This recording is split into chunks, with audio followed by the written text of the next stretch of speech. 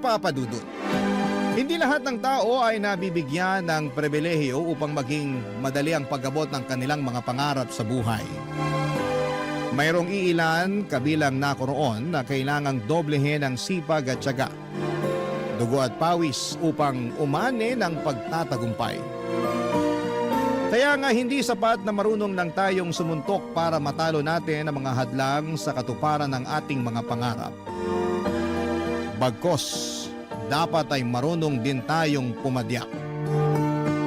Bago ko po ipagpatuloy ang pagkukwento ay gusto ko munang samantalahin ang pagkakataon na magpasalamat sa programa ninyong Barangay Love Stories. Marami-rami na rin akong napakinggang storya ninyo online na nakaka-inspire. Lalong-lalo na nga kapag ang tema ay tungkol sa pamilya at pangarap. Nakaka-relate ako doon kaya naman nag-decide akong magbahagi na rin ng sarili kong kwento, Papa Dudut.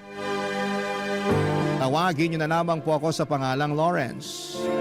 28 years old at 3 taon nang nagtatrabaho dito sa The Netherlands bilang software engineer. Hindi madali ang pinagdadaanan ko noon bago ako nakatungtong dito. Kaya nga masasabi ko na biggest success and achievement ko talaga ang makapag-ibang bansa at matulungan ang pamilya ko sa Pilipinas. Mahirap lang din kasi kami noong araw. Madalas salat kami sa pagkain kaya naranasan naming magutom. Panganay ako sa 5 magkakapatid at 17 years old pa lamang noon si Nanay Esper nang pinagbuntis niya ako at 18 years old naman siya noong pinanganak ako. Tapos ay naging sunod-sunod ang pagbubuntis at panganganak niya hanggang umabot na kami sa 5. Kaya kahit bata pa ako ay natuto na akong alagaan ng mga kapatid ko at tumayong ama sa kanila, lalo pat walang kakayahan ng aming tatay. Magsisimula ang aking paglalahad noong 18 anyos ako, Papa Dudut. Tubong Antipolo, Rizal ang aming pamilya.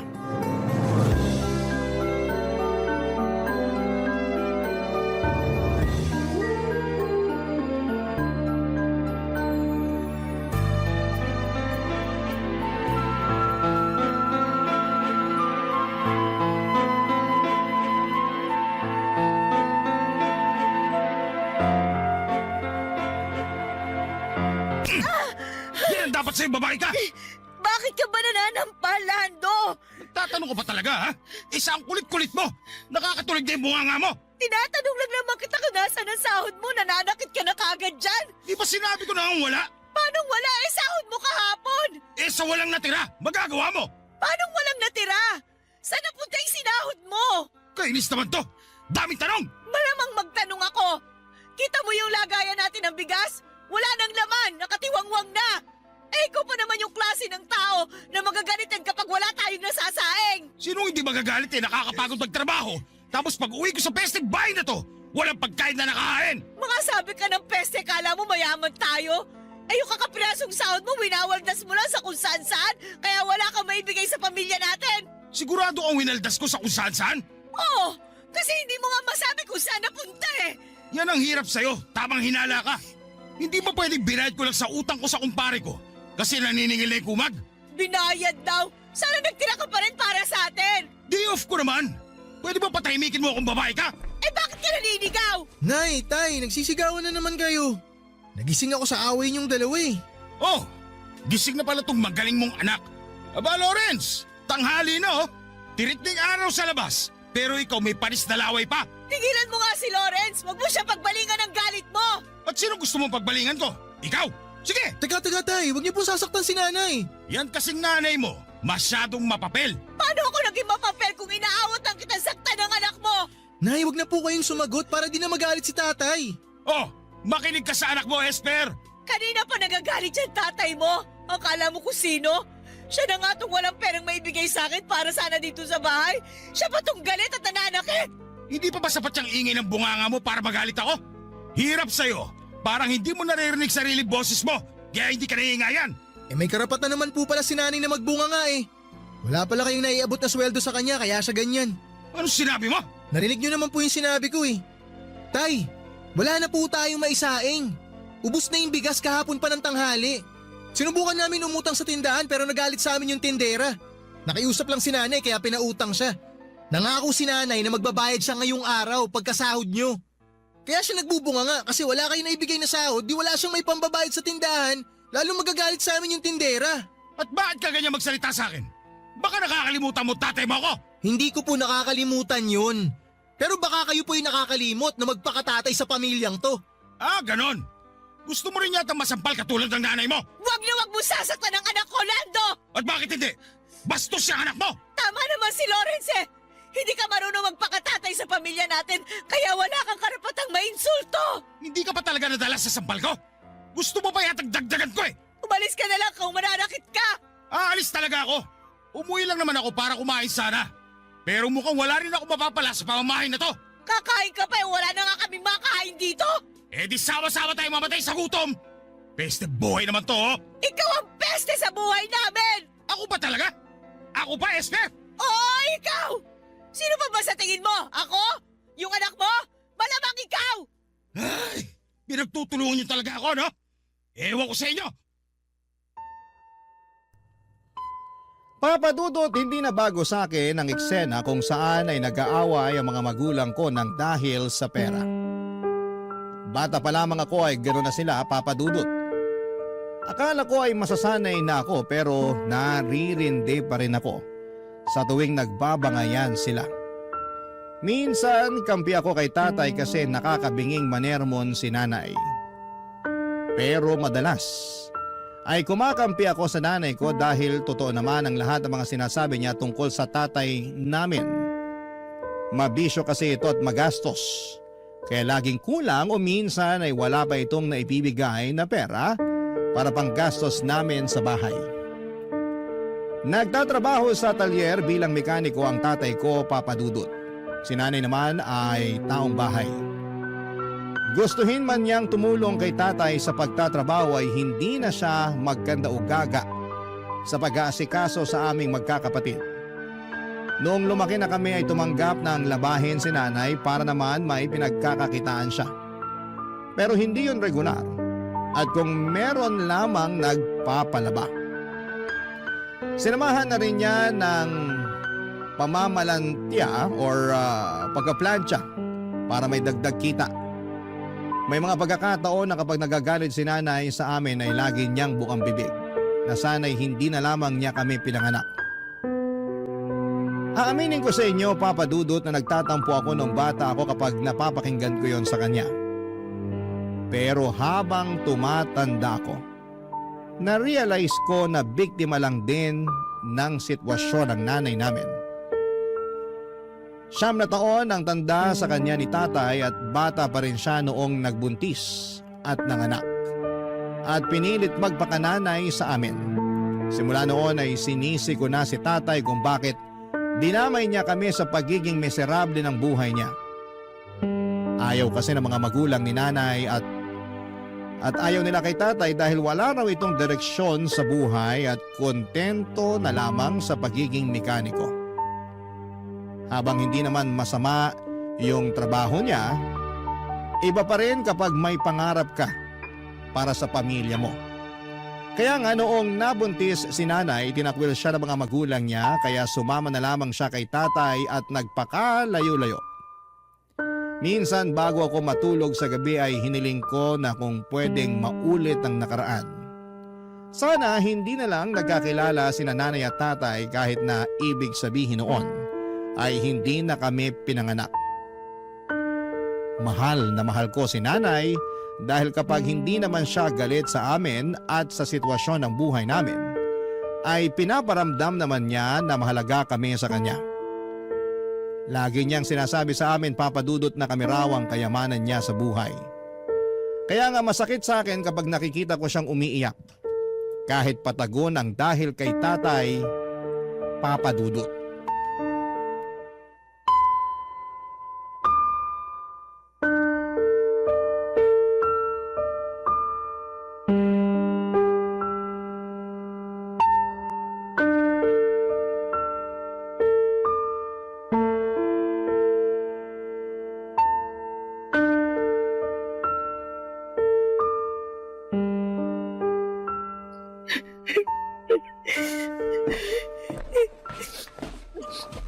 Oh, Nay, ba't po kayo umiiyak? Ha? Hindi ako umiiyak. Ay, sa akin pa talaga kayo magsisinungaling. Kitang-kita yung pamumulan ng mga mata nyo. Halatang halata na galing kayo sa iyak. Nakalimutan kong binata ka na pala. Hindi na kita malolo ako katulad nung bata ka pa lang. Kaya nga sabihin niyo na po sa akin yung rason kung bakit kayo umiiyak. Baka sakaling makatulong ako. Yung magaling mo kasing ama. Naalaman ko sa mga tsismosa nating kapitbahay na may nilalanding ibang babae. Bagong tindera daw ng barbecue dun sa tapat na lagi niyang binibilhan. Pumupunta pa raw dun sa talyer para ihatid ng personal sa tatay mo yung binili niyang inihaw. Totoo po ba yan, Nay?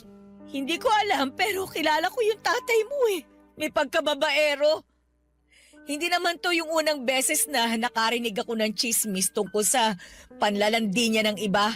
La, ibig sabihin marami na? Oo anak, Ba't ngayon nyo lang po sinabi sa akin to? bata ka pa nun eh. Maliliit pa rin ang mga kapatid mo. Hindi nyo naman maiintindihan ang sitwasyon. Pero matanda na ako, Nay. Kaya ko na mag-isip ngayon. Hindi po tama yung ginagawa sa inyo ni tatay. Buong akala ko pera lang yung laging pinagtatalunan nyo. May iba pa pala.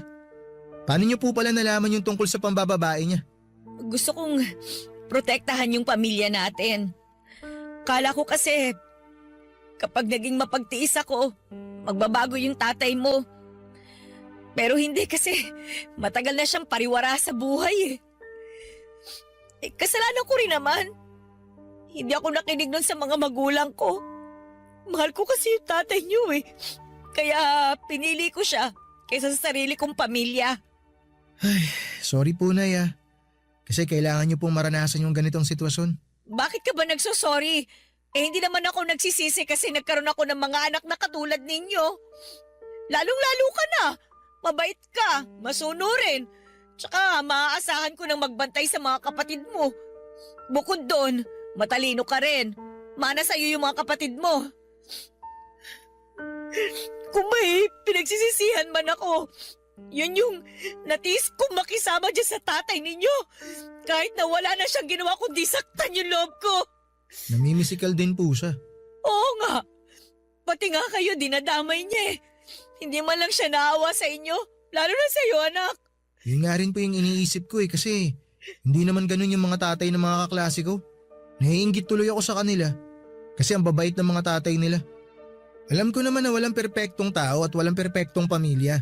Pero lahat ng pinagdadaanan nila, nalalagpasan kasi nadadaan nila sa maayos na usapan. Hindi katulad ni tatay. Walang alam kundi magalit at manigaw. Mahilig din siya manisi. Akala mo wala siyang kasalanan sa nangyayaring kamalasan at kahirapan sa buhay natin. Ganun po ba talaga ugali niya? Nung nagkakilala kami ni Lando, pansin ko na medyo mainitin ang ulo niya. Mainipin din siya. Pero akala ko mawawala rin yun at magbabago siya pagtagal. Kaso parang lumala eh. Ay, pasensya na kayo ng mga kapatid mo, anak ha? Kasi nagkaroon kayo ng tatay na hindi marunong magpakatatay sa pamilya natin. Kung pwede ko lang sana piliin kung sino magiging tatay ninyo. Hindi ko nagugustuhin makisama sa tatay ninyo eh. Maghahanap talaga ako nung responsable, mabait at marunong magdala ng pamilya. Sa tingin ko na hindi naman na po namin kailangan ng bagong tatay. Kasi kontento na kami ng mga kapatid ko sa inyo, Nay. Pero mahirap lang tayo eh. Tsaka wala rin masyadong alam ang nanay ninyo. Lagi nga ako naloloko pag sinusuklian sa palengke kasi madali ako mataranta kapag maraming tao. Nakakahiya. Tumanda na lang akong ganito. Pero para po sa amin, kayo ang pinaka-the best na nanay. Di nyo naman po kailangan maging perpekto para matawag na the best eh. Nay, pangako ko po sa inyo mag-aaral po ako ng mabuti. Para pagdating ng panahon magkaroon ako ng magandang trabaho. Tsaka pag nagkaroon ako ng magandang trabaho, tutulungan ko kayo na iahon yung pamilya natin sa kahirapan. Gagawin ko po yun, Nay, kahit wala si tatay. Hindi po namin kailangan si tatay para magkaroon ng inspirasyon. Kayo lang po, Nay. Sapat na sa amin yun. Papadudot kung gaano ko kamahal ang nanay ko. Kabaligtaran naman noon ang nararamdaman ko sa tatay ko. Galit ako sa kanya dahil hindi na nga siya mabuting ehemplo sa aming magkakapatid. Lagi pa niyang sinasaktan si nanay. At mas nadagdagan lang ang galit ko sa kanya nang malaman ko nga ang tungkol sa pambababae niya. Ang kapal ng mukhang humanap ng iba samantalang pamilyadong tao na. Grabe ang inis ko noon sa kanya na para bang gusto ko siyang suntukin sa pagmumukha niya kapag umuwi siya sa bahay. Pero ang totoo ay takot talaga ako sa tatay ko. Kahit na gustong gusto ko siyang sagot-sagutin.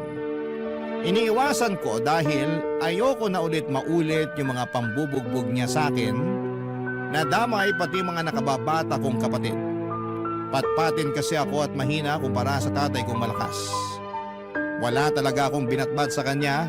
Sa katunayan, noong huling beses na ginulpi niya ako ay kamuntikan na akong maospital. Nasagot ko kasi siya ng pabalang dahil inaaway na naman niya si nanay. Buti na lamang at naawat siya ng nanay ko dahil kung hindi baka tuluyan na akong nabaldado noon, Papa Dudut. Barangay Love Stories. Barangay Love Stories.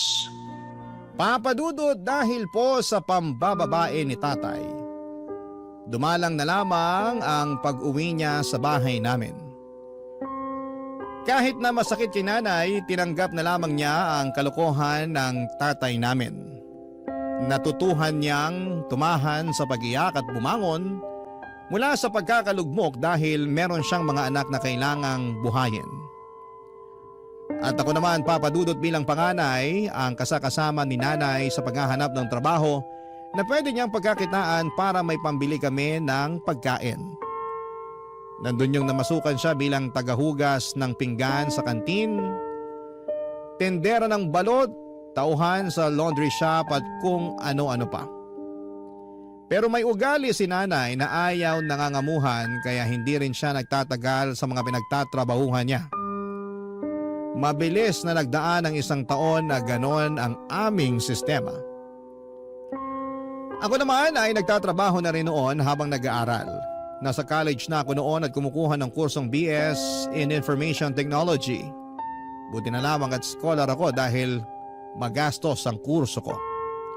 Pero pangarap ko talagang makapagtapos at mabigyan ng karangalan ng pamilya namin. Kaya nga kasabay noon ang pag-working student ko. Bale, sumasideline ako bilang tagaluto ng sisig at dinakdakan sa isang fast food stall tuwing gabi. Kakilala ni nanay yung may-ari at gusto raw makatulong sa pamilya namin. Kaya pinayagan akong rumakit sa tindahan nila. Thankful ako dahil kahit papaano ay katulong na ako ng nanay ko sa pagtatrabaho. Isang araw, pauwi na ako noong galing sa eskwelahan nang sinurpresa ako ng nanay ko. Sakay ng isang padyak o pedicab. At hindi lang siya basta pasahero doon, kundi siya mismo ang nagmamaneho.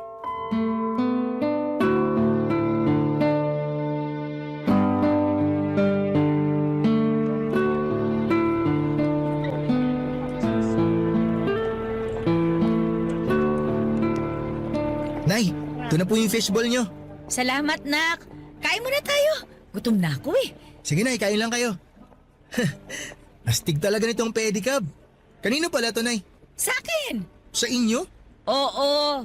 Binenta sa akin ni Mang Nicanor.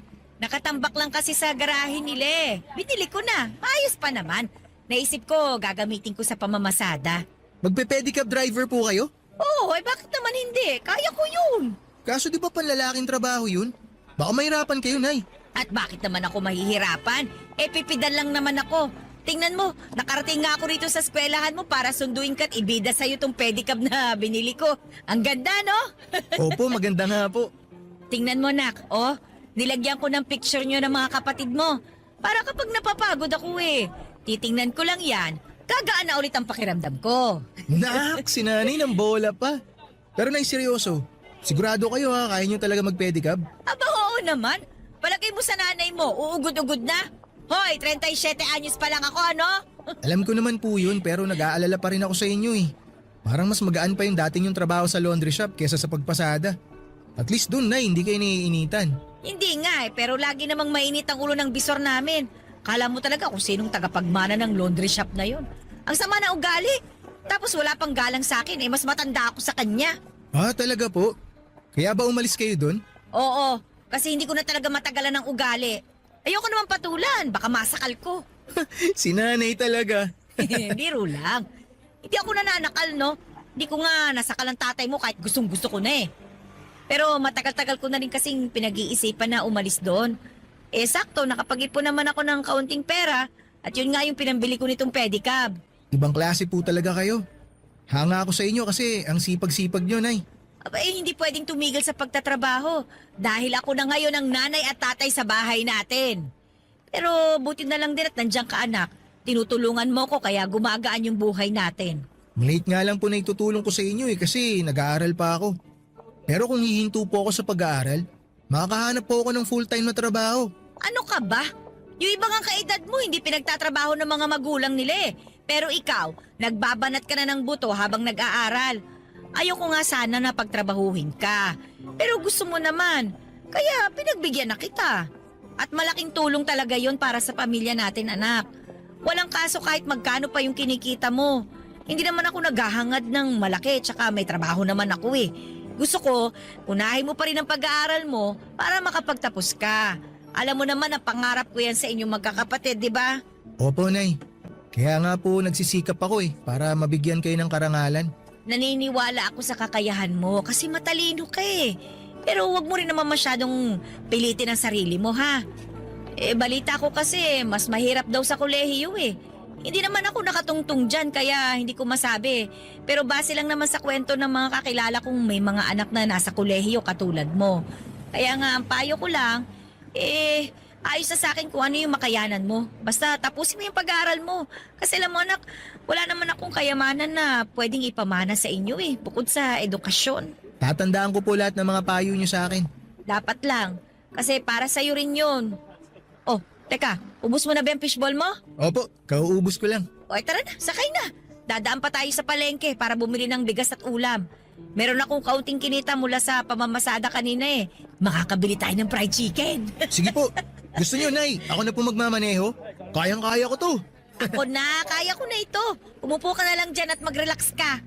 Nay, salamat po talaga kasi nandyan kayo para sa aming magkakapatid. Ano ka ba? Hindi naman ako mawawala, katulad ng tatay mo.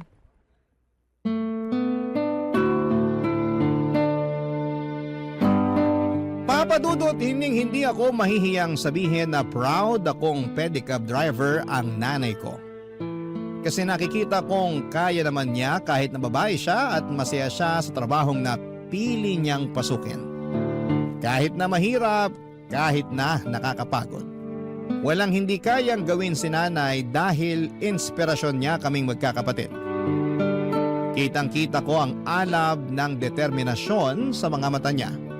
Sa tuwing walang pag-aalinlangan niyang binabagtas ang daan para lamang maihatid ang mga pasahero niya, umaraw man o umulan. Kaya sino ako para magreklamo at sumuko sa buhay? Nangako ako sa sarili ko na bibigyan ko ng karangalan ang nanay ko. Sisiguraduhin kong makikilala siya ng karamihan dahil mabuti siyang magulang. At kapag binabanggit ko si nanay, kung gaano ako ka-proud sa kanya ay naluluha siya.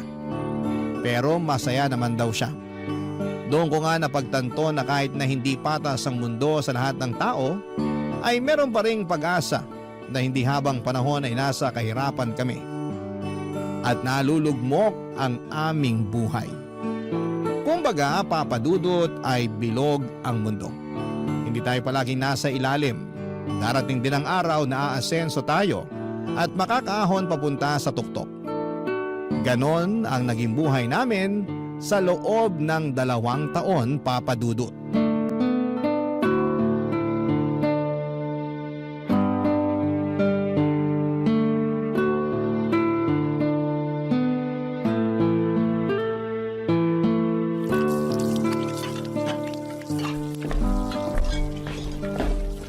Nay, ako na po maghuhugas ng pinggan. Ako na anak, galing ka pang trabaho eh, baka mapasma ka. Kayo rin naman, galing pa kayo sa pamamasada. Ano naman? Pa ako naman ang pumipidal, hindi naman itong kamay ko. Si nanay nakuha pa magbiro eh. Ay, totoo naman, di ba? Sige na, matulog ka na doon. May pasok ka pa bukas. Mamaya na po, di pa ako inaantok.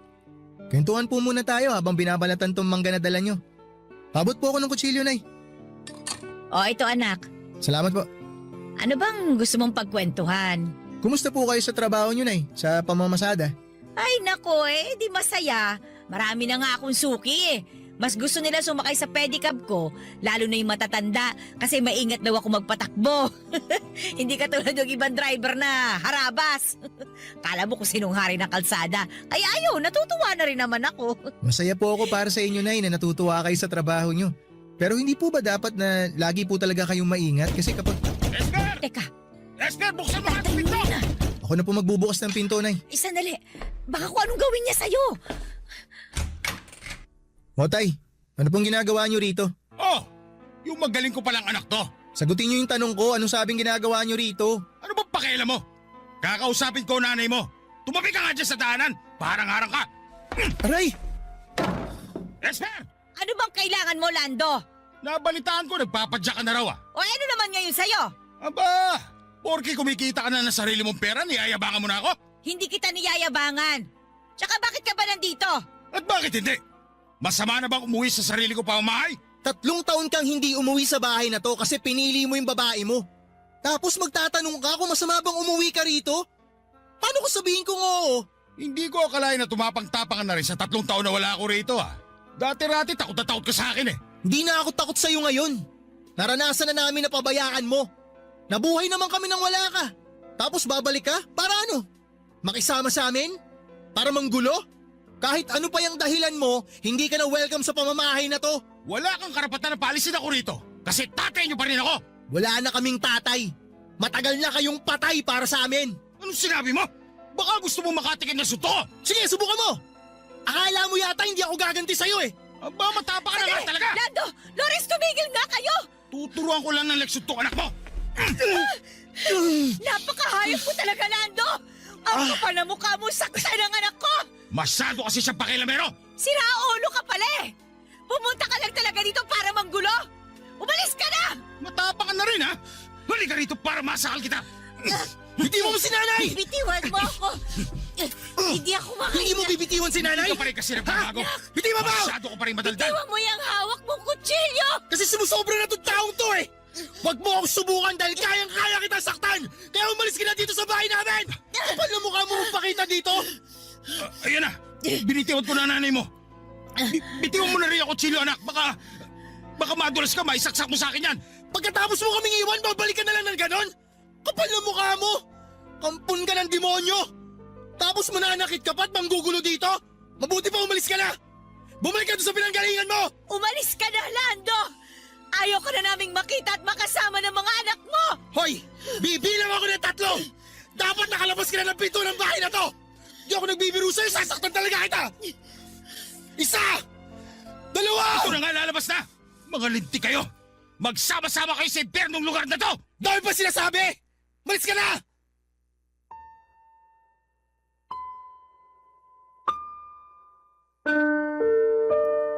Papadudot wala naman talaga akong planong saktan si tatay.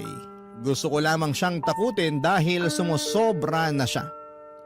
Hindi namin akalain na uuwi siya ng gabing yon at gulat na gulat kami nila nanay na parabang nakakita kami ng bangkay na muling nabuhay. Pero ang mas lalong nagpatindig ng aming mga balahibo ay ang kakapalan ng mukha ng tatay namin na umuwing nakakainom. Wala sa katinuan at manggulo. Simula kasi nang umalis siya sa amin, 3 taon nang nakakalipas ay wala na kaming naging balita pa sa kanya. Kung may naririnig mang kaming sabi-sabi tungkol sa kinakaroonan niya, ay wala na rin kaming masyadong pakialam. Total ay ginusto niyang umalis at iwanan kami kaya dapat ay panindigan niya ang desisyon niyang yon. Kaya nga ng gabing yon matapos kong sumabog sa galit sa tatay ko, ay tuluyan na niyang iniwan ang bahay namin. Kahit papaano'y nalungkot pa rin ako kasi baka yun na nga ang huling pagkikita namin. Umiyak din si nanay at ang mga kapatid ko na nagising sa komosyon Pero kinabukasan ay nag-decide kami na kailangan pa rin naming magpatuloy sa buhay. Kumbaga, isasanayin na lang ulit namin ang sarili namin na hindi kasama si tatay. Ang mahalaga, Papa Dudut, magkakasama kami nila nanay at ng mga kapatid ko. Para sa akin, para sa amin, yun na ang pinaka mahalaga. Barangay Love Stories. Barangay Love Stories. Papadudot, nabalitaan din pala namin na tumira si tatay sa kabilang barangay lang kasama yung babaeng pinalit niya kay nanay. Sa katunayan ay may mga anak na sila at bumalik siya sa pagtatrabaho sa talyer. Umalis kasi siya noong unang taon na umalis na papadudot na hindi na siya masaya at epektibo sa kanyang trabaho. Yun pala ay nandun siya sa babae niya sa Bulacan. Pero wala na kaming pakialam sa kanya at sa buhay na pinili niya nang hindi kami kasama. Galit pa rin ako sa tatay ko at kung minsan ay naiisip ko na kapag nakasalubong ko siya sa daanan ay baka masuntok ko siya ng kaliwat kanan sa mukha nito. Pero mabuti na lamang at hindi naman nangyari yon kasi baka masabihan akong walang respetong anak sa magulang ko. Wala ding respeto sa amin. Tulad ng dati, pinagpatuloy namin ang pamumuhay. Kapag hindi ako naka-duty sa food stall at kapag wala kaming klase sa araw, ako ang nagpapadyak para naman makapagpahinga si nanay. Sa sobrang sipag niya kasi madalas na siyang dapuan ng sakit tulad ng ubo at sipon. At ang malala doon ay lagnat. Paano ba naman ay sinusuong niya ang araw at ulan, makapamasada lamang. Nangihinayang kasi siya sa kikitain niya, kaya hindi niya priority ang pagpapahinga. Bukod doon ay marami pa rin kasi kaming utang na binabayaran. Halimbawa noon ay yung sa tindahan, Papa Dudut.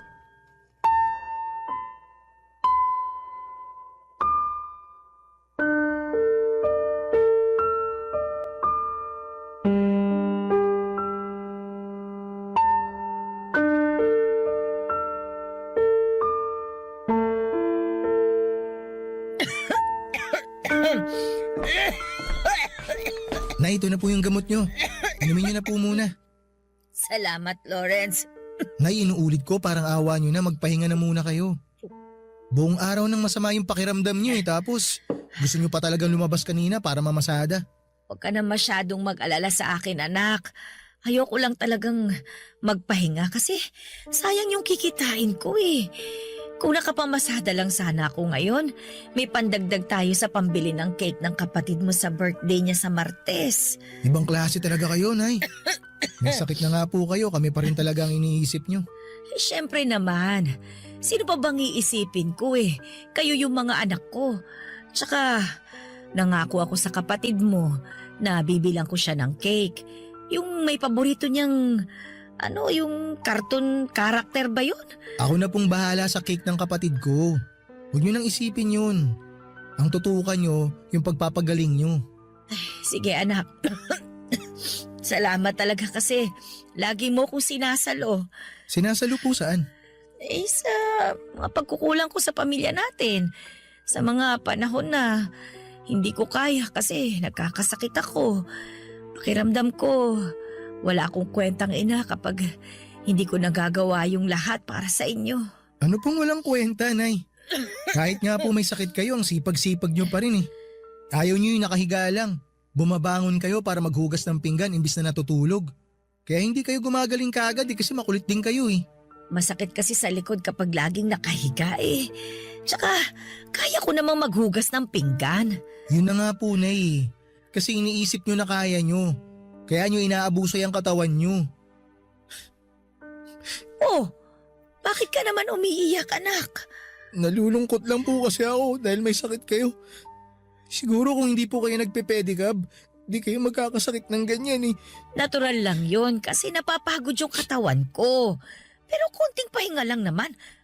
Gagaling din naman ako. Pero lagi na lang po kayo may sakit, Nay. Siguro oras na para tumigil po kayo sa pagpe-pedicab nyo. Ano ka mo? Ayoko nga, anak. Para rin naman po sa inyo yun. Pag tumigil ako sa pagpe-pedicab, sino na lang magtatrabaho para sa pamilya natin? Sige nga. Ako po. Anong silbi ko sa pamilya natin kung hindi po ako magtatrabaho para tulungan kayo, di ba? Para sa kaalaman mo anak, may silbi ka sa pamilya natin. Gusto ko lang po talagang makatulong, Nanay. Alam ko naman yun, alam ko yun. Pero kasi nag-aaral ka eh. At wag mong sasabihin sa akin na titigil ka na lang para makapagtrabaho. Wala naman na pong kaso sa akin yun, Nay, kung titigil ako. Para naman po sa pamilya natin yung gagawin ko eh. Kasi, Nay, pag tumigil po ako sa pag-aaral, mas mapagtutuunan ko ng pansin yung pagtatrabaho. Marami kasi ako mga kaklase, Nay, na sinubukan mag-part-time job pero nahirapan sila. Kaya nangyari, tumigil na lang sila sa pag-aaral. Sabi rin ng mga kaibigan ko, Nay, magtatrabaho rin naman ako pagka-graduate ko eh, kaya ba't ko pa patatagalin? Nagsasayang lang daw ako ng panahon sa pag-aaral. Ayoko, hindi ako papayag. Tsaka, luko-luko yung nagsabi sa'yo na nagsasayang ka lang ng panahon sa pag-aaral. Hindi pagsasayang yon. Dahil pag nakapagtapos ka, mas malayo ang mararating mo. Nay naman. Basta ayoko. Yung pagtatrabaho habang buhay yan. Yung pag-aaral ilang taon lang naman. Nay, payagan niyo na po ako. May lagnat lang naman ako pero gagaling din naman ako. Hindi naman tumalubhang sakit para tumigil ako sa pagtatrabaho. Tsaka, konting panahon na lang makakapagtapos ka na sa pag-aaral mo. Ngayon mo pa talaga naisipang huminto? Luko-luko ka pala talagang bata ka eh. Nag-aalala lang naman po ako sa inyo, Nay. Ay, pasensya na po kayo, Nay. Naiinip lang po kasi ako eh. Gusto ko na makatulong sa pamilya natin. Gusto ko na po makatulong sa inyo na mag-provide para hindi naman po kayo nahihirapan na magtrabaho. Naawa na po kasi ako sa inyo eh. Ayaw ko po na may mangyaring masama sa inyo, Nay. Lalo na pumapasada kayo. Nakakatulong ka sa pamilya natin. Ako ang nanay sa ating dalawa. Ako dapat ang magtrabaho ng husto para sa atin. Hindi ikaw, dahil nag-aaral ka pa nga eh. Basta anak, sikapin mo na makapagtapos ka. Ilang taon na lang naman yan. Pasasaan din ba at magbubunga rin yung paghihirap natin kapag nakapagtapos ka na? Sige po, Nay. Pero dapat magpagaling na po kayo ha. Ipangako niyo po sa akin yun. Oo, magpapagaling ako para hindi ka na rin masyado mag-alala dyan. Pangako yan anak. Papadudot nag-usap pa kami ni nanay ng ilang minuto bago siya inantok dahil na rin sa gamot na ininom niya. Nang makatulog na siya ay hinalikan ko ang kanyang noo at umusal ng panalangin sa Diyos na sana'y pagalingin na niya ang nanay ko. Tapos ay saglit kong tinitigan si nanay habang inaalala yung mga pinag-usapan namin. Hindi pa rin siya nagbabago. Kahit na may sakit na siya ay punong-puno pa rin ng pag-asa ang mga mata niya na balang araw ay mapagtatapos niya kaming magkakapatid sa pagpapadyak niya. Kaya nga kahit mahirap, kahit na minsan ay nawawala na ako ng dahilan para tapusin ang pag-aaral ko, ay binabalikan ko lahat ng pinagdaanan namin upang makahanap ng rason kung bakit kailangan kong makapagtapos. Kapag binabalikan ko kung paano kami nagsimula ay nabibigyan ako ng pag-asa upang lalong magsumikap sa aking pag-aaral. Laging sinasabi sa akin ng nanay ko na habang may buhay, may pag-asa. Hindi man yon nakikita ng ating mga mata pero nararamdaman naman yon ng ating puso, lalo na sa tuwing nagdarasal tayo sa Diyos. May pag-asa sa bawat sulok ng maliit naming tahanan. May pag-asa sa mga hikbi ng magulang na nakikiusap sa Panginoon na iligtas ang mga anak nila sa kapahamakan at bingit ng kamatayan. May pag-asa sa bawat pagsisikap ng isang tao na merong pangarap na gustong tuparin pagdating ng panahon. At may pag-asa sa bawat pagpadyak ng aking nanay. At totoo nga dahil pagkalipas ng 2 taon, makakapagtapos na ako ng pag-aaral.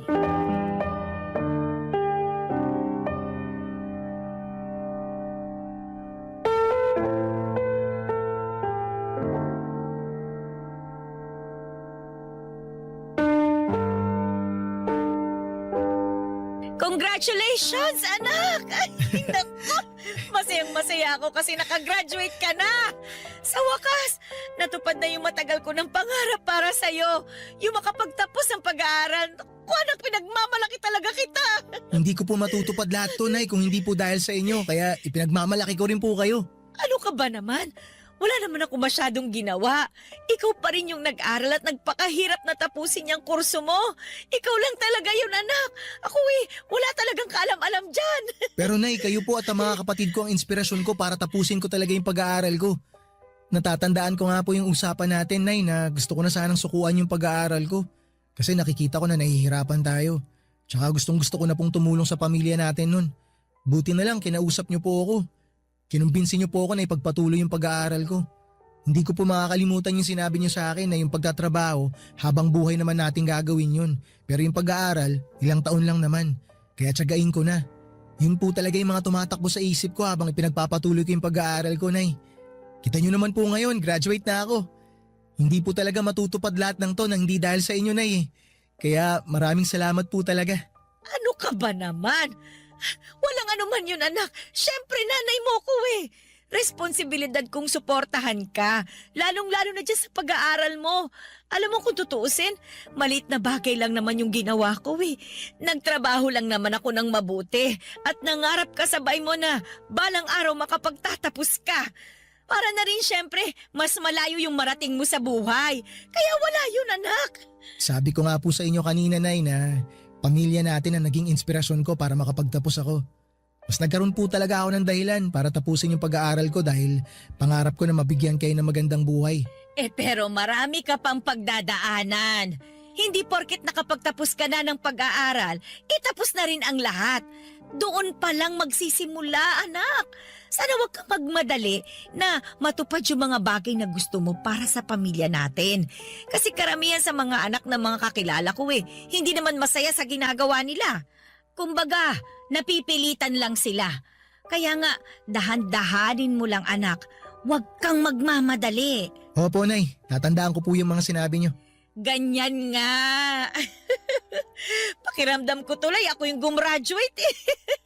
Ewan ko ba, talagang proud lang ako sa'yo, anak. Proud na proud din po ako sa inyo, Nay. Kaya alay ko po sa inyo tong graduation ko na to. Ay, salamat. Naku, may ibibida na ako sa mga kasamahan ko sa pamamasada. Sa wakas, may anak na akong napatapos sa kolehiyo. Kayo rin po, lagi ko kayong binibida sa mga kaklase ko. Ay, talaga?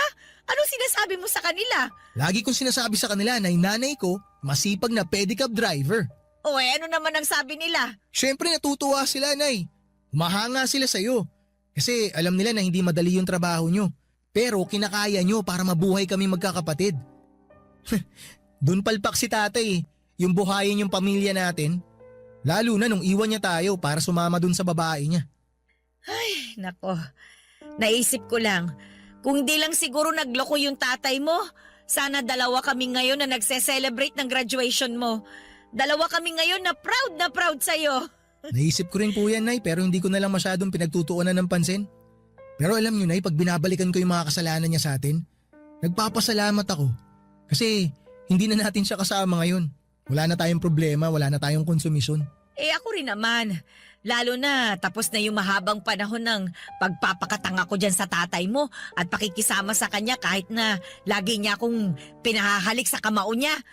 Ay, tsaka mas mahal ko kayo ng mga kapatid mo at mas mahalaga kayo sa akin kesa sa kanya.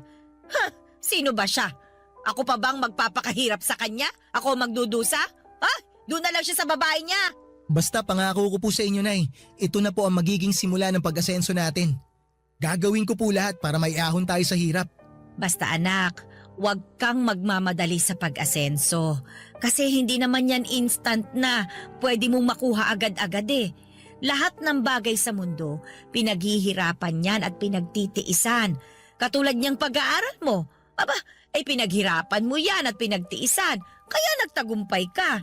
Ano, naiintindihan mo ba? Opo, Nay. Mabuti naman. Ay, Nay, teka. Meron pa pala akong isang sorpresa. Ano ba yan, anak? Ito po, sulat. Sulat? Ay sige, akin na. Basahin nyo, Nay. Cum laude? Cum laude ka, anak? Naku naman, ang galing-galing talaga ng anak ko. Mana-mana lang po yan, Nay. Nagmana po ako sa inyo eh. Papadudot, proud akong nakapagtapos bilang cum laude at inalay ko ang tagumpay ko na yon sa pinakamamahal kong nanay. Ipinangako ko sa kanya ng araw na tinanggap ko ang aking diploma at medalya na yun na ang simula ng pagbabago ng aming buhay. Bagaman hindi pa rin naman naging madali ang pinagdaanan ko sa paghahanap ng trabaho, hindi ako sumuko dahil pinalaki ako ng nanay ko na palaban at hindi nawawala ng pag-asa. Kaya naman hindi nagtagal ay nakapasok naman ako sa isang private company sa Quezon City. Tumagal din ako ng 1 taon doon bago ako nabigyan ng opportunity na makapagtrabaho abroad, bagay na hindi ko na nga pinalagpas pa. Sa kasalukuyan, kahit na malayo ako sa pamilya ko hanggang ngayon ay pinoprotektahan pa rin ako ng mga panalangin ng nanay ko. Pakiramdam ko ay ligtas ako araw-araw, lagi pa rin naman akong tumatawag sa kanila dito sa Pilipinas. Nakapagpundar na kami ng sarili at maayos naming bahay. Nakapagtapos na rin sa pag-aaral ang iba kong mga kapatid. Hindi na nagpapadiyak si nanay dahil meron na siyang pinagkakabalahang food stall. Kung tatanungin ninyo ako kung may balita ako sa tatay namin ay meron kasi nalaman namin na nagkaroon siya ng malubhang sakit sa baga. Tapos walang-wala rin sila ng kinakasama niya. Kaya may nakapagsabi sa akin na lagi raw siyang nakasilip sa dati naming bahay. Naawa naman ako sa sitwasyon niya kaya ako na yung nakipag-communicate sa kanya. Humingi siya ng tawad sa akin noong nagkausap kami sa tawag. Pinatawad ko na rin naman siya kasi ayokong habang buhay magtanim ng galit sa kanya. Nangako rin ako na tutulungan ko siyang magpagamot sa sakit niya. Kaya lang po papadudot nitong nakaraang buwan, noong August 2024 ay tuluyan na rin pong pumanaw ang tatay ko. Hanggang dito na lamang po ang sulat ko, Papa Dudut, at maraming salamat sakaling mapili po ninyong i-ere sa programa ninyong Barangay Love Stories. Sana po ay kinapulutan po ito ng aral at inspirasyon ng mga kabarangay natin, and God bless and more power sa Barangay LS 97.1.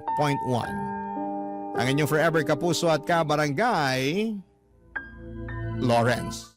Dear Papa Dudut, magandang tanghali po sa inyo, magandang tanghali rin sa lahat ng nakikinig sa inyong programang Barangay Love Stories. And happy Valentine's Day po sa lahat. Ako po si Thaddeus, 25 years old at isang freelance graphic designer.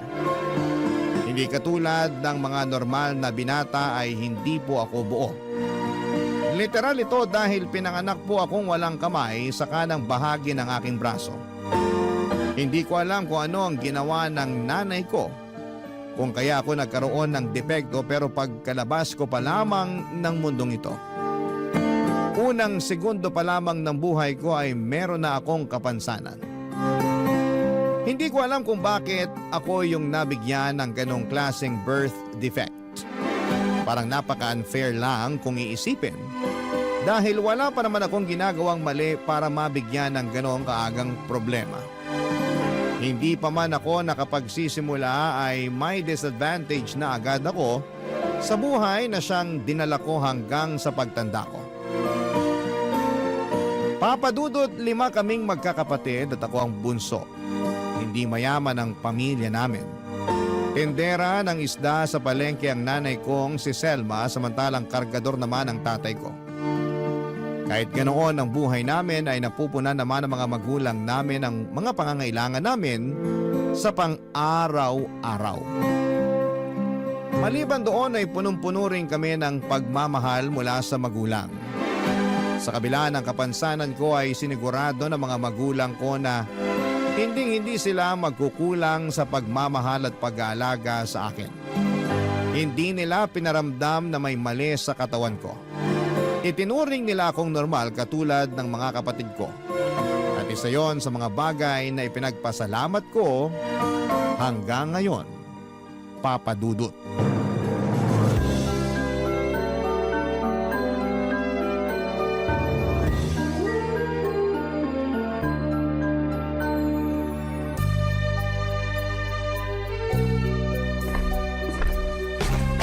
Anak, Tadeus, nasan ka? Nandito po ako sa sala, Nay. Nag-toothbrush ka na ba? Opo, tapos na po. Kanina pa po. O kunin mo na tong baon mo para makaalis na kayo. Kanina ka pa hinihintay ng mga kapatid mo sa labas. Aalis na yung sundo nyo. Sandali lang po, nagsasapatos pa lang po ako eh. Dalian mo, late ka na sa school nyo. O eto yung baon mo. Salamat po. Ano pong laman yan? Siyempre, yung paborito mong binabaon na mamon. Bagong luto pa yan galing sa bakery sa kabilang kanto. Talaga po? Sarap naman. Oo, dinagdagan ko rin yan ng crinkles tsaka juice. Salamat po, Nay. The best talaga kayo. Walang anuman. Amina, tulungan na nga kita dyan. Hindi na po, ako na po. Kaya ko po to. Kaya mo ba talagang itali yung sapatos mo? Oo naman po. Akala niyo po ba porkit wala akong isang kamay, hindi na po ako marunong magtaali ng sintas ng sapatos? Hindi naman. Iniisip ko lang kung marunong ka na bang magtali kasi first time mo lang namang gumamit ng sapatos na may sintas eh. Dati kasi yung sapatos na velcro yung binibili namin ng tatay mo para sa'yo. Wag po kayo mag-alala. Kasi tinuruan na po ko ni tatay kung paano magsintas. Nasa diskarte lang po yan, tingnan nyo. O sige na nga, panood nga kung paano ka magtali ng sintas. Watch and learn, Nay. Una, pagbuhulin mo muna, tapos gamit yung isang paa, apakan mo yung isang sintas para mahigpitan yung pagkakabuhol. Tapos ito po, tingnan nyo, kahit isang kamay lang kaya ko tong gawing bunny ears. Bunny ears? Opo, yun ang sabi ni tatay. Dapat daw po magmukhang tenga ng rabbit tong sintas kapag naitali na ng maayos. Ah, oo nga naman. O yan po, tapos na. Wow, galing naman ng anak ko. Siyempre, madiskarte po ako eh. O yung kabila naman. Sandali lang po, relax. Eto na po, itatali ko na po. Habang tinatali mo yan, matanong kita, kamusta naman sa school nyo? Sa school? Maayos naman po. Masaya. Wala ka bang mga kaklase na nangaasar sa'yo dahil sa kamay mo? Wala po. Mababait yung mga classmate ko. Hindi po nila ako binubuli. Mabuti naman kung ganon. Nag-aalala lang kasi ko sa'yo kasi baka hindi namin alam binubuli ka na pala sa eskwelahan nyo. Marami po akong kaibigan sa school, Nay. Kapag may nang bully sa akin, ipaglalaban nila ako. Tsaka lagi naman po kaming sinasabihan ng teacher namin na hindi maganda ang bully ng classmate. Oo, hindi talaga maganda yung bagay na yun. Kaya ikaw, wag mo ring gagawin yon. Oo naman po. Hindi naman po ako bully eh. Ayan po, tapos na. Ready na ako. O halika na, naghihintay na yung tricycle na maghahatid sa inyo. Nga pala, Nay. Card day po namin bukas. Sabi ni Ma'am, kailangan niya raw po mag-attend para sa PTA meeting. Ah, sige, anong oras ba? Hindi ko pa po alam eh. Itatanong ko po muna kay Ma'am. O sige, ako na lang makikipag-meeting para sa'yo. Tapos yung tatay mo naman ang pupunta sa kapatid mo. Sige po. Alis na po ako, Nay. Teka, nasan yung kiss ko? Ay, oo nga po pala. Ikaw ha, bata-bata mo pa nagiging makakalimutin ka na. Hindi naman po, nagmamadali lang. Ito po yung kiss ko. Bye-bye, Nay! Bye-bye, mag-ingat kayo. Pagkatapos ng klase, uwi agad ha. Sabay ka na lang sa mga kapatid mo sa pag-uwi. Baka hindi kayo masundo ng tatay mo ngayon. Sige po. Ubusin mo yung baon mo, ha? Opo, Nay! Love you! I love you po!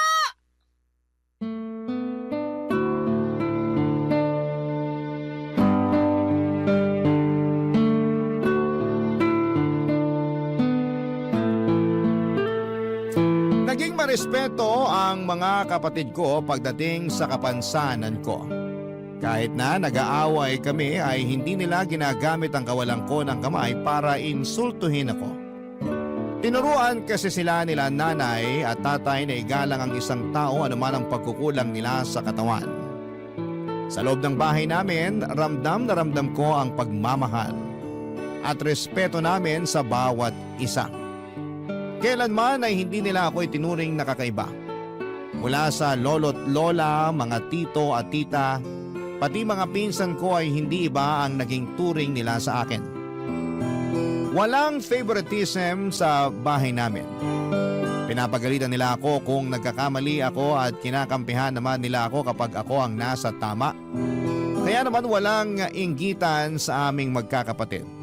Ito ang dahilan kung bakit sa mga unang taon ng buhay ko ay hindi naman naging problema sa akin ang birth defect ko. Pero ibang usapan na po noong nagbinata na ako. Ibang kwento na noong pumasok ako sa high school. Ito kasi ang parte ng buhay ko kung saan ay maituturing kong pinakamalalang alaala ko hanggang sa ngayon. Noong panahon kasing iyon ay sobrang lala ng naranasan kong pambubuli mula sa ibang tao. Araw-araw ako ang naging tampulan ng tukso. Hindi lang ng mga kaklase ko kundi pati na rin ng mga teachers ko. Ako ang laging ginagawang punchlines ng ibang teachers namin para lang gawing good mood ang buong klase. Kaya tuloy malakas din ang loob ng mga kaklase ko. Naasa rin ako dahil sa ginagawa ng mga matatanda sa akin. Dahil doon ang self-confidence ko na nabuo noong bata ako. Dahil sa suporta ng pamilya ko ay nawala na. Dahil sa hindi matapos-tapos na pambubuli sa akin noon, Papa Dudut.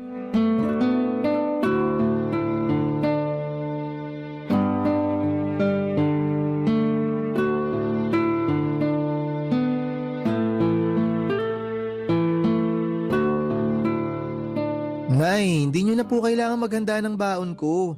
Sa labas na lang po ako bibili ng pagkain. Hindi. Magbaon ka para makatipid tayo. Ang dami ko na pong bitbit eh. Hindi ko na po kayang hawakan yan.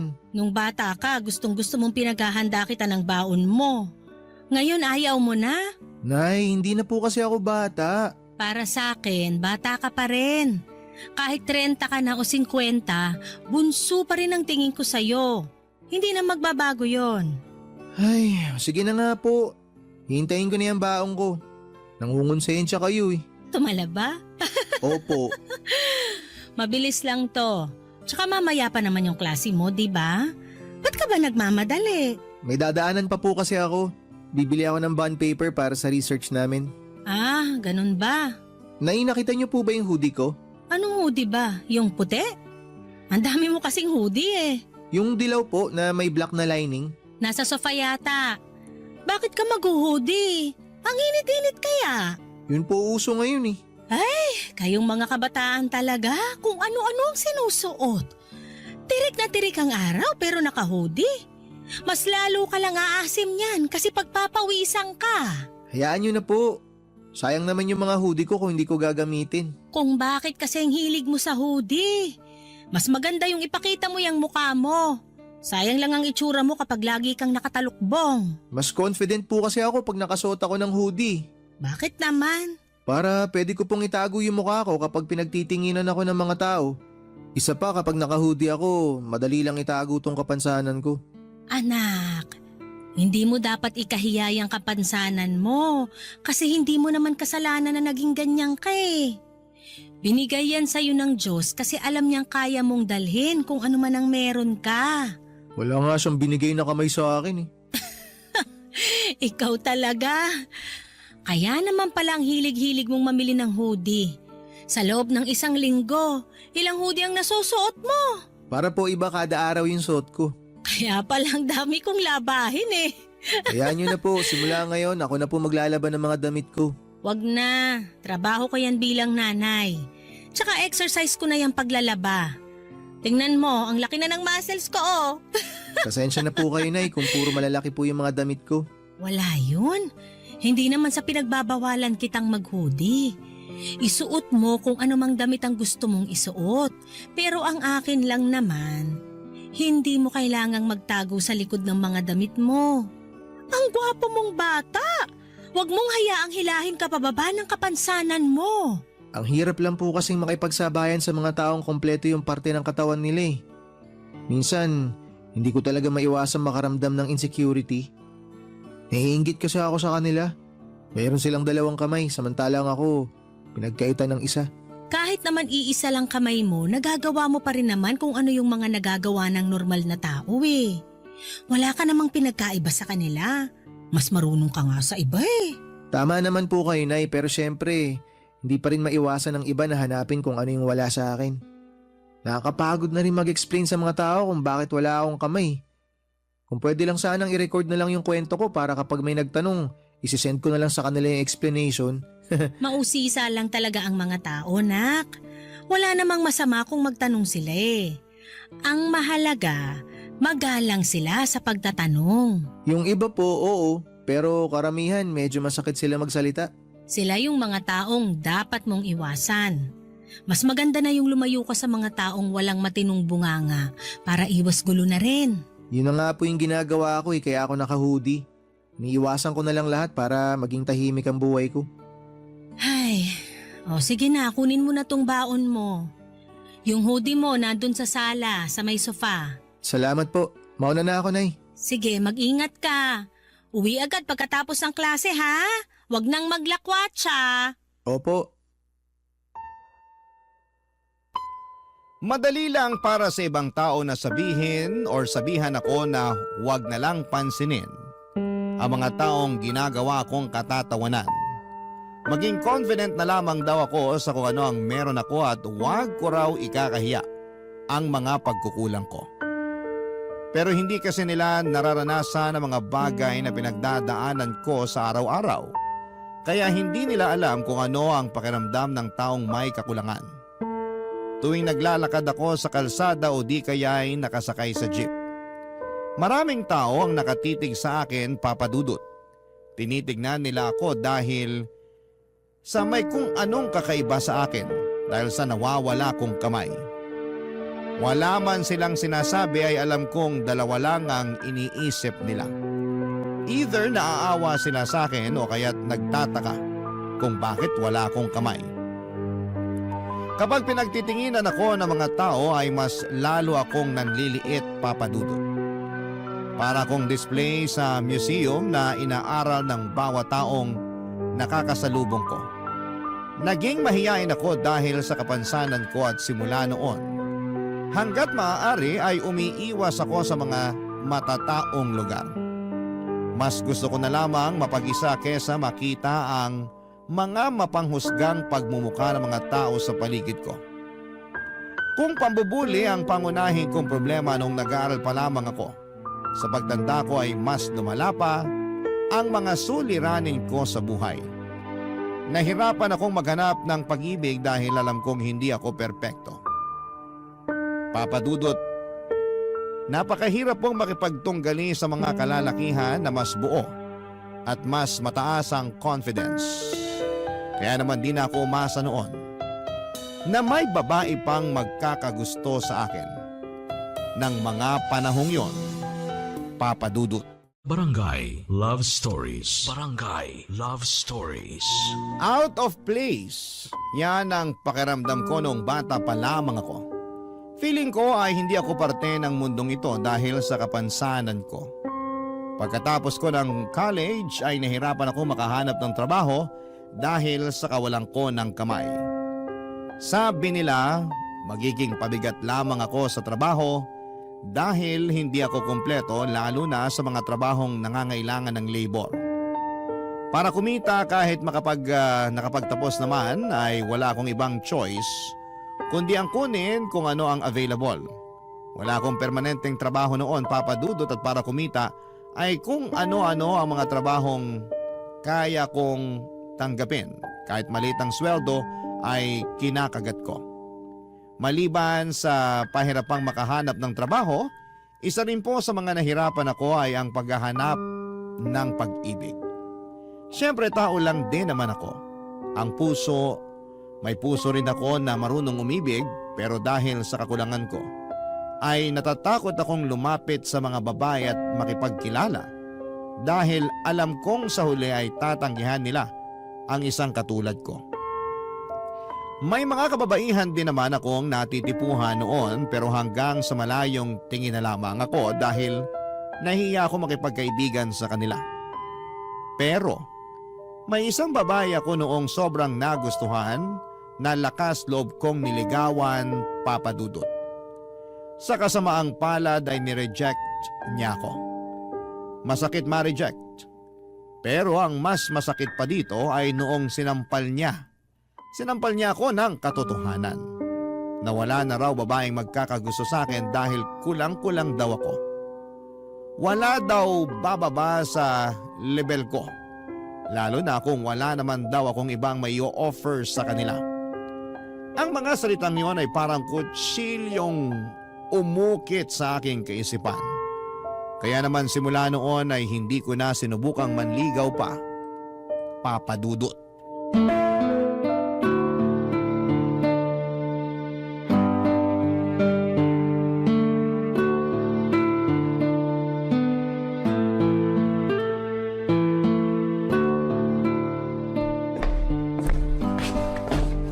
O anak, ang aga mo yatang nagising ngayon ha. Hindi po ako makatulog kagabi. Nung may narinig na akong pot-pot ng pandesal, bumangon na ako para magkape. Heto po, Nay, pandesal.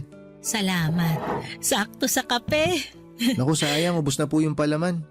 Gusto niyo po ipagluto ko kayo ng itlog? Hindi, wag na. Salamat. Isasawsaw ko na lang to sa kape ko. Dito ka na lang para may makakwentuhan ako. Sige po.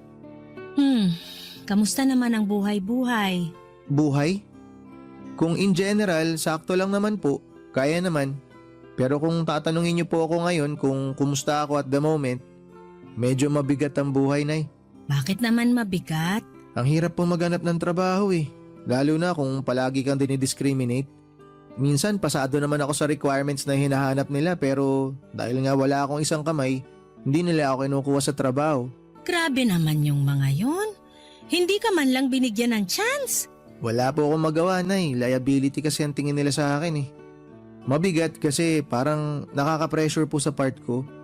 Sina kuya at ate may trabaho na tapos ako nakapagtapos nga pero wala namang permanenteng trabaho. Huwag kang ma-pressure. Wala namang nangyayaring kompetisyon eh. Tsaka hindi ka naman namin minamadaling maghanap ng trabaho.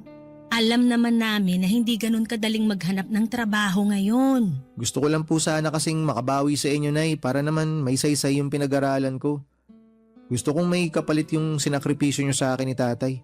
Makita ka pa lang namin na nakapagtapos, na healthy, na masaya, bayad na sa amin yung mga sakripisyong yon. Huwag mo i-pressure ang sarili mo, anak. Nakakahiya lang po kasi. Asus, anong ikahihiya mo? Huwag kang mahiya. Lagi ka nalang nahihiya. Tularan mo ko, makapalang muka. Alam mo kung anong makakatulong sa'yo dyan sa nararamdaman mo?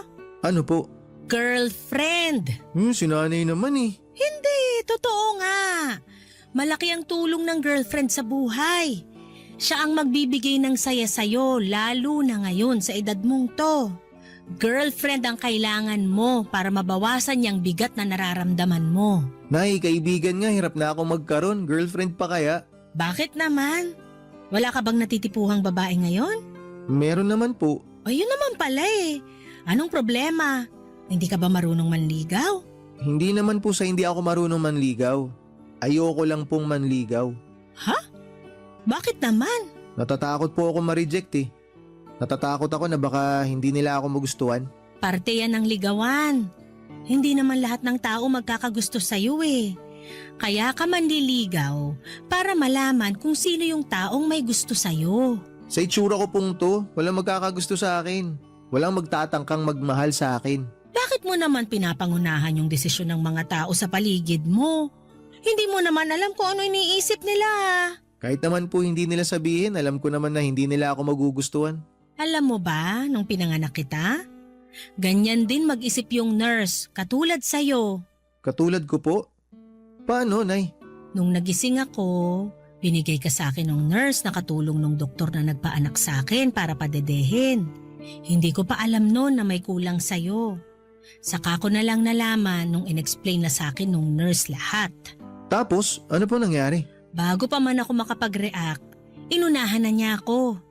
Ang sabi niya sa akin, iuuwi mo tong batang to. Mamahalin mo siya katulad ng pagmamahal mo sa iba mo pang anak. Ituturing mo siya ng normal. Sinabi niya po yun sa inyo? Oo, nagulat nga ako eh. Ano pong sinagot niyo? Sabi ko, oo naman. Mamahalin kita kahit pa wala kang muka kasi anak kita. Wala akong pakialam kahit may kulang pa sa'yo, kaya wag niya akong pangunahan. Ayun, nagsorry siya sa akin. May ilang ina daw kasi na hindi kayang tanggapin yung anak nila porke pinanganak silang hindi normal. Kaya ikaw, wag mong pangunahan yung mga iniisip ng ibang tao kasi iba-iba tayo. Hindi lahat ng tao masama. May mga tao ring malawak ang pangunawa. Lagi mong itatakyan sa isip mo. At katulad nga ng sinabi ko ay madali lang ang magbigay ng advice. Pero para sa taong nakakatanggap nito ay mahirap sumunod sa mga sinasabi ng taong wala naman sa iyong kinakakatayuan. Anumang advice ang ibigay nila sa akin ay walang nakatulong para maibalik ang dati kong confidence sa katawan. Noong nagka-pandemic, isa yon sa mga bagay na nakapagbigay ng opportunity sa buhay ko. Hindi ko kailangang lumabas. Hindi ko kailangang makipag-interact sa mga tao. Ang pananatili ko sa bahay noon ang nagsilbing pagkakataon para sa akin para pag-aralan ang tungkol sa graphic designing. Kailangan ko kasi noong maghanap ng mapagkakakitaan online dahil hindi ka pwedeng magtrabaho sa labas noong pandemic maliban na lamang kung frontliner ka. Tinuruan ko ang sarili ko sa pagiging graphic designer. Kasabay noon ay nagkaroon ako ng babaeng kaibigan online. Naging close kami sa isa't isa, Papa Dudut. Pero dahil pareho kaming miyembro noon ng isang online forum, ay mas lalo kaming naging close. Mula siya sa Laguna na mabilis kong nakagaanan ng loob dahil pareho kami ng hilig. Hindi naglaon ay niligawan ko siya. Matapang ako noon dahil wala namang kaming ibang interaction maliban sa mga video calls at tawag sa cellphone. Naging kami ng ilang buwan at nagpatuloy ito hanggang sa natapos ang lockdown. Pagkatapos ng pandemic, nag-decide kaming magkita. Nagulat siya noong malaman niyang nawawala ang kanang kamay ko. Naging maayos naman ang pagtanggap niya sa katotohanan yon. Pero nung nagkahiwalay kami ay hindi na niya ako nireplyan pa sa mga tawag ko. Ginost niya ako, Papa Dudut. Ilang heartbreaks pa na katulad noon ang nangyari sa akin. Hanggang sa isang araw ay bigla na lamang dumating ang isang babaeng hindi ko alam na siya na palang bubuo ng buhay ko.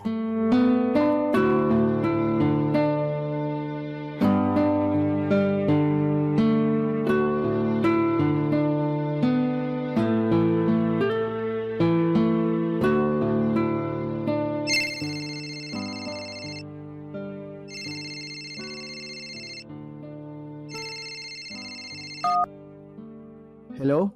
Hello, good morning po. Si Tadeus po ba to, yung nag-layout? Ako nga po. Sino po sila? Ako si Cecil. Naghahanap po kasi ako ng layout artist. May kaibigan kasi ako na nag-recommend sa inyo. Binigay niya yung number mo sa akin. May ipapagawa po ba kayo? Meron sana eh. Gumagawa ka ba ng school paper? School paper? Oo, yung parang diary siya pero para sa school. Hindi kasi ako marunong mag-layout eh. Kaya naghahanap sana ako ng makakatulong sa akin. Gumagawa ka ba nun? Nakagawa na ako dati ng newsletter para sa isang company. Parang parehas din naman yun, di ba? Oo, ganun na ganun yung gagawin mo. Patulong naman po ako. Kaya po ba? Kaya naman, basta layouting lang ang gagawin ko. Ilang pages po ba? 20 pages lang po. May deadline po kayo? 3 to 4 weeks bago siya ipasa. Marami ka bang ginagawa ngayon? May isang tarp lang po akong kailangan tapusin. Mabilis lang naman yun. May habol ba natin kung sakali? Kaya naman po, basta wala akong ibang gagawin. Paano po ba yung layout na gusto nyong masunod? Hindi ko kasi siya ma-explain sa tawag eh. Pero may ibibigay naman ako sa yung sample from previous issues. Mas maganda siguro kung magkita na lang tayo. Pwede nyo rin naman pong i-email sa akin kung sakali para ma-check ko na. Oo, sige. Mas maganda pa nga. Pero remind ko lang po kayo na layout lang po yung gagawin ko ha. Hindi po ako magsusulat ng articles na ilalagay sa school paper. Oo, ako nang bahala sa articles. Nasulat na yung iba, itatype na lang. Pati yung mga picture na gagamitin ko, ako na magbibigay nun. Sige po, paki-email nyo na lang po lahat para ma-check ko. Hindi ba mas maganda kung magkita na lang tayo ng personal para ma-explain ko sa inyo ng maayos yung dapat na gawin?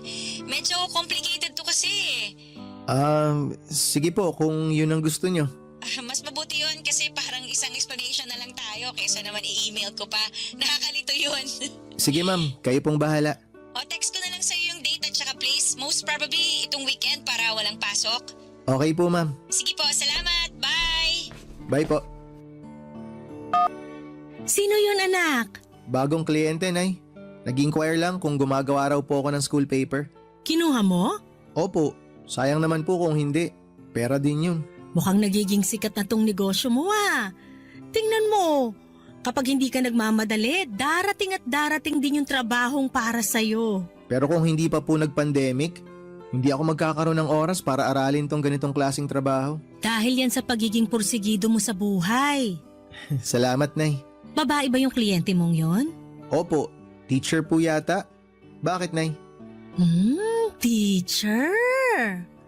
Wala naman. Baka lang siya na rin pala yung inaantay mo. Inaantay po na ano? Girlfriend! Di ba matagal ka na rin naghahanap ng girlfriend? Si nanay naman eh. Hindi naman po ako naghahanap. Tsaka trabaho lang po to. Walang halong mali siya. Malay mo lang naman. Ang pag-ibig, unpredictable yan. Dumarating na lang kung kailan hindi natin inaasahan. Anong pangalan niya? Cecil po. Pangalan pa lang maganda na, oh. Nay, kliyente ang kailangan ko, hindi girlfriend. At tong si Ma'am Cecil, kliyente ko lang siya.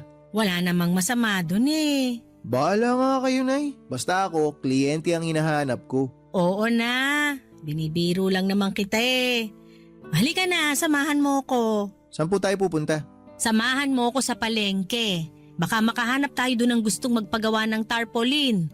Ipapakilala kita sa mga kakilala ko doon. Sige po, magbibihis lang ako. Magsusuot ka na naman ng hoodie. Siyempre naman po.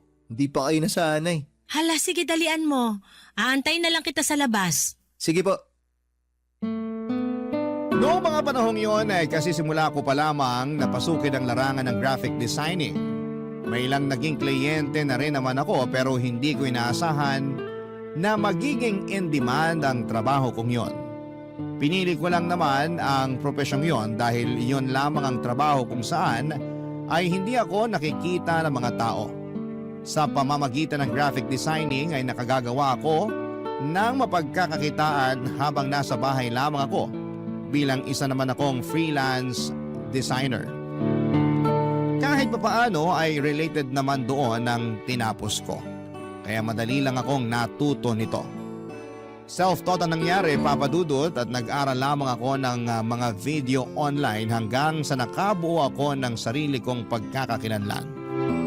Nagsimula akong kontratahin ng mga kapitbahay namin at ilang kaibigan sa tulong na rin ng mga kamag-anak ko.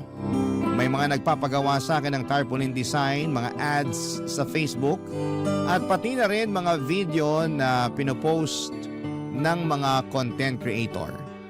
Minsan ay nagle-layout din ako ng mga newsletter at website, lalo na para sa mga college students na nangangailangan ng tulong. Pinili ko ang maging graphic designer para magtago sa publiko. Pero hindi ko inaasahan na yun din pala ang magiging rason kung bakit makakahanap ako ng taong iibig sa akin. Isang bagay na hindi ko inaasahang mararanasan ko pa sa tanang buhay ko. Papa Dudut. Barangay Love Stories. Barangay Love Stories. Noong nakipagkita ako kay Cecil ay nagulat ako sa nakita ko. Kung gaano kaganda ang boses niya sa telepono ay ganoon din kaganda ang mukha nito. Bumagay ang malumanay nitong boses sa maamon niyang mukha. Nakabihis ito ng uniforme ng mga teacher at marami siyang dalang file cases na puno ng mga papel. Nung araw na yon ay napakarami namin na pag-usapan tungkol sa vision na gusto niyang gawin para sa school paper na ipapagawa niya sa akin. Ilalaban daw kasi nila ito sa isang school press conference. Kaya malaking pressure ito para sa kanya. Dahil karaniwang nananalo ang school nila sa mga ganong klase ng competition. At bilang first time na school paper advisor ay kailangan niyang magpatulong para masustain ang pagiging winner ng school paper nila.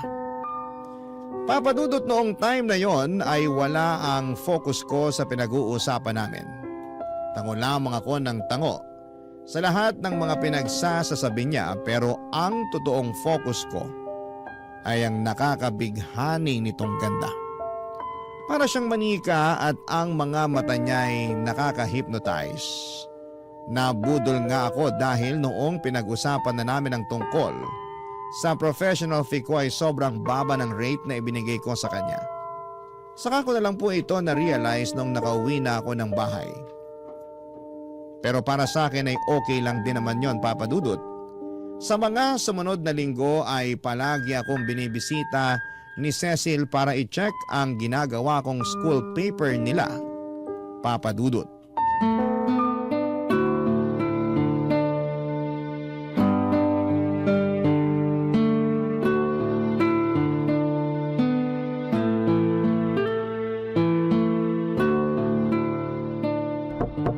Anak?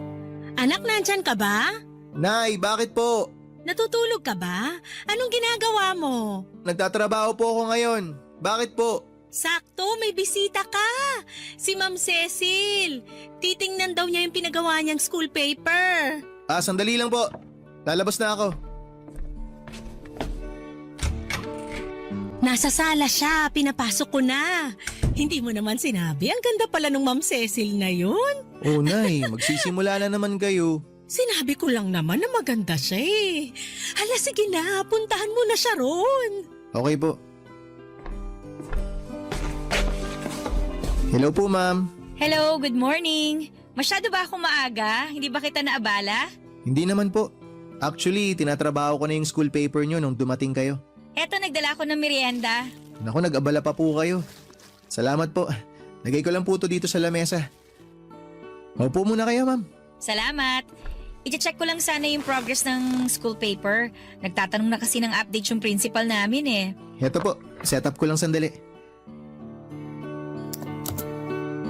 Pwede niyo pong i-check ngayon, ma'am. Tapos na po ako sa mga balita. Doon na ako sa editorial page. Ang bilis mo naman palang magtrabaho. Nakalimang page ka na kagad. Magdamag ko po yung ginawa. Tsaka yung iba, kinopy-paste ko lang since soft copy naman yung ibang articles nyo. Kaso ma'am, may mga bakante pang page kasi kulang pa po yung mga article. Oo nga, hindi pa tapos yung iba eh. May bagong event pa kasi sa school na gagawin next week. Gagawan pa lang yun ng balita tapos gusto ng principal namin na isama yun sa front page. So babaguhin po ulit natin yung laman ng front page? Oo sana. Wala tayong magagawa eh, utos ng principal. Okay lang po yun, walang problema. Parte po talaga ng trabaho yan, yung maraming adjustments. Kaya nga ako nagpunta rito para mabantayan tong ginagawa mo. Para kung may ipapabago pa, masabi ko kagad. Okay lang ba yon? Okay lang po ma'am. Mas maganda nga po yun para hindi na ako text ng text sa inyo kapag meron akong gustong i-clarify. Sige, wala rin naman akong ginagawa sa bahay eh. Kaya naisip ko na pumunta na lang dito baka sakaling may itulong ako. Kompleto naman na po to, di ba ma'am? Oo, final na yan. Wala nang papalitan dyan. Ma'am, kayo po ba nagsulat ng mga to? Yung iba ako, yung ilan naman dyan, mga estudyante ang gumawa. Pinroofread ko na lang. Ang gaganda po ng gawa nyo. Ay, talaga ba? First time ko lang magsulat ng mga ganyan eh. Bagong teacher lang po ba kayo? Oo, kakapasa ko lang last year tapos this school year lang ako nakapagsimula na magtrabaho. Tapos, inatang na agad sa inyo tong ganitong trabaho? Oo nga eh. Medyo matanda na rin kasi yung school paper advisor na pinalitan ko.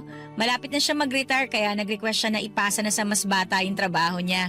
Eh ako yung pinakabatang teacher sa amin kaya sa akin napunta to. Pero wala pa po talaga kayong experience sa paggawa ng ganito, ma'am? Wala pa. Although nung nag-aaral pa ako, part na rin naman ako ng school press kaya may konting alam na ako kahit papano. Binasa ko nga po yung sinulat nyo. Magaganda po. Talaga? Wala yung halong bola ha? Naku ma'am, seryoso po, walang halong bola yun. Isa yun sa dahilan kung bakit medyo natatagalan ako sa pagtatype kasi binabasa ko yung mga sinusulat nyo. Malaman po tsaka halatang galing sa puso.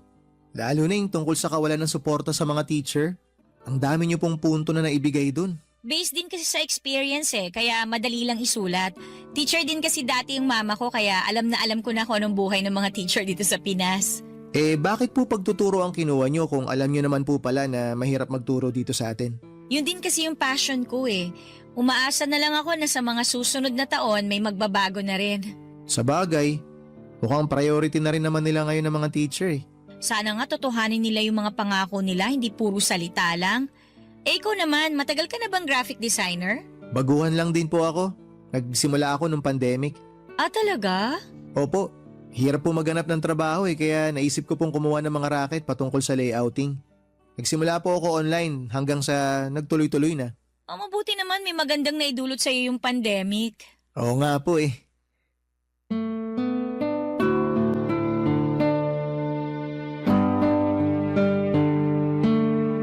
Papadudod habang papalapit ang laban nila Cecil ay halos araw-araw na akong pinupuntahan noon ni Cecil sa bahay para i-check ang progress ng school paper nila. Maya't maya rin kasi ang pagkakaroon nito ng pagbabago at pagdaragdag ng mga additional articles. Kaya palagi rin ako nag-a-adjust sa mga request nito. Papadudod sa mga araw na yon ay hindi ko inaasahan na magiging close kami ni Ma'am Cecil. Napaka-welcoming ng aura nito na para bang wala siyang daladalang panghuhusga. Kapag kasama ko siya ay hindi ako nakakaramdam ng takot o pagkahiya. Kalmado lamang ako at dahil doon ay nailalabas ko ang totoong ako. Kapag siya ang kausap ko, siya ang nakakita ng pagiging kengkoy at makulit na personality ko na karaniwang hindi nakikita ng ibang tao. Halos 3 linggo rin ang pinagsamahan namin ni Ma'am hanggang sa natapos ko ang school paper na pinapagawa niya sa akin. Nung araw na yon ay nakaramdam ako ng lungkot dahil ibig sabihin noon ay wala ng Cecil na bibisita pa sa bahay. Hindi na ulit kami magkikita dahil tapos na ang ugnayan naming dalawa. Pero ilang linggo ang lumipas, nagulat na lamang ako nang bigla akong tinawagan ni Cecil. Masaya niyang ibinalita sa akin na nanalo raw ang school paper nila at ilalaban ito sa regional. Ibig sabihin noon ay may chance na magkikita ulit kaming dalawa. Dahil sa sobrang saya ay inimbitahan ako ni Cecil na lumabas para daw i-treat ako ng merienda dahil malaki ang naitulong ko sa kanya, papadudot.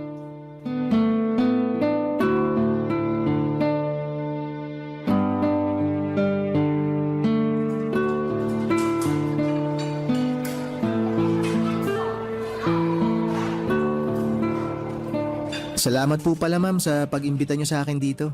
Wala yun. Matagal na talaga sana kitang gustong i-invite na kumain sa labas. Kasi malaki talaga yung naitulong mo sa akin eh. Returning the favor, kumbaga.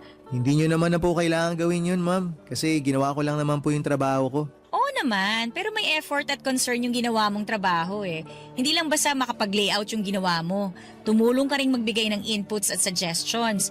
Laking tulong nun kaya tayo nanalo sa school paper. Congratulations po pala. Salamat! Ano po pala yung sinalihan niyo? Para saan po ba yun? Yearly kasi, nagkakaroon ng competition for journalism ang DepEd. Naglalaban-laban yung mga bata sa pagsusulat ng balita, sports news, editorial at kung ano-ano pa. Ah, naalala ko nga may ganyan din sa amin noon. Sumali ka rin ba nung bata ka? Hindi po, hindi naman po ako matalino para sa mga ganyang bagay. Pero hindi pa yun ang end ng competition kasi may next level pa. After ng division, meron pang regional competition. Talaga po? May regional pa? Oo, ang mangyayari niyan, magtatapat-tapat lahat ng nanalo sa isang region. Kung sinong mananalo, yun ang ilalaban nila para naman sa nationals. Ah, ganun pala yun. Kaya mag-ready ka kasi panigurado maraming adjustments ulit ang gagawin sa school paper natin. Basta PM nyo lang po ako. Anytime naman ma'am, available ako. Matagal pa naman yun kaya may time ka pang kumuha ng ibang clients mo. Pati kayo makakapagpahinga na rin siguro sa wakas. Oo, sana. Kaso may bago na namang ipapagawa sa akin. Alam mo naman kapag teacher, hindi naubusan ng trabaho. Akala ko naman makakapagpahinga na kayo ma'am. Sanay na ako. Ito yung pinasok kong profesyon kaya ganitong buhay na rin ang inaasahan ko. Sanayan lang po talaga no? Totoo. Ay, may tanong pala ako sa'yo. Ano po yun? Huwag ka sana ma-offend ha. Noon ko pa kasi napansin, naiya lang ako magtanong pero ano nangyari dyan sa isang kamay mo? Ah, ito po ba? Ipinanganak na po akong ganito. Birth defect. Pagkasilang ko po, wala na talaga akong kamay. Ah, ganun ba? Ang hirap siguro niya nung bata ka pa, no? Hindi naman po naging mahirap, ma'am. Ang maganda po dito, Ganito na po ako nung isinilang kaya naging parte na rin siya ng paglaki ko, tong kapansanan ko. Hindi na po ako nahirapang mag-adjust kasi nung bata ako, natutunan ko naman po agad kung paano gumalaw ng isa lang po ang kamay. Kung sa bagay, tama ka naman. Pero ang naging mahirap po para sa akin noon, nung na-realize ko na iba po pala ako kumpara sa mga normal na tao. Dito po kasi sa Pilipinas, kapag kakaiba ka, katawa-tawa ka eh. Nabully ka ba noon? Sobra po. Araw-araw. Kapag meron silang pagkakataon, lagi akong iniinsulto. Lagi nila akong pinagtatawanan. Oh, grabe. Pero wala na po sa akin yun, ma'am. Napatawad ko na rin naman sila. Mga bata pa kasi kami noon kaya di pa marunong mag-isip ng matino. Eh ngayon ba, wala na bang nambubuli sa'yo? Wala na pong makakabuli sa akin kasi hindi na po ako masyado nagpapakita sa tao eh. Hindi ka naman mabubuli kung hindi ka magpapabuli kaya ang ginawa ko, nagtago na lang po ako. Nakakalungkot naman. Dapat hindi ka magtago. Dapat nga maging proud ka. Kasi sa kabila ng lahat, napakatalentado mong tao. Eh ma'am, aanuhin ko naman po yung talento kung ang unang napapansin sa akin ay yung kapansanan ko. No-offend ka pa rin ba kapag pinapansin ng iba yung kapansanan mo? Siyempre naman po. Alam ko na kung bakit. Sige po ma'am, bakit nga po ba? Kasi, ikaw mismo ang bumubuli sa sarili mo. Ikaw mismo yung nag-iisip na hindi ka magaling dahil lang sa iisa yung kamay mo. Yung mindset mo ba, hindi ka worth it kasi hindi ka buo. Ikaw yung pinakaunang bully ng sarili mo. Ay, siguro nga po tama kayo. Ang totoo niyan, hindi ko rin tanggap tong sarili ko eh. Lagi kong tinatanong ang sarili ko kung bakit ako ganito. Tingnan mo ako. Kita mo tang sungki-sungki kong ngipin? Kinakaya ko rin to noon.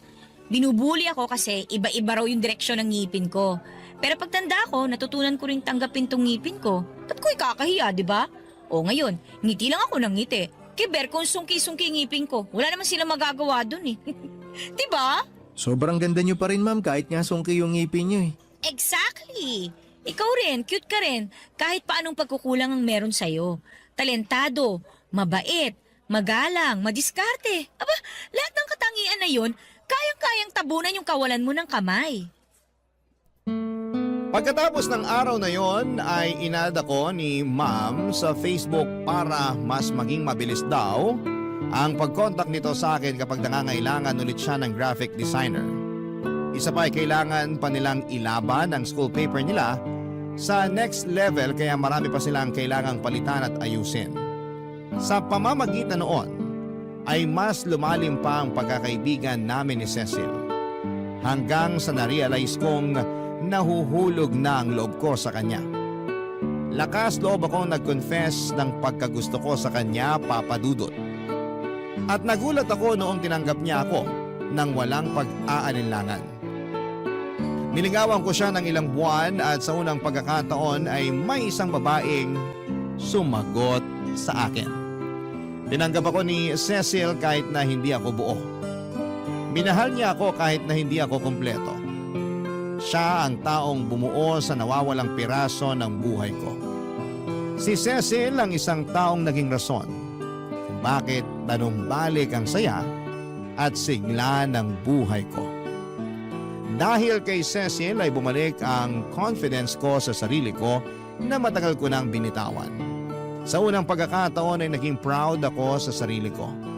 Tinanggap ko ng buo ang kapansanan ko at hindi ko na itinago ang kakulangan ko.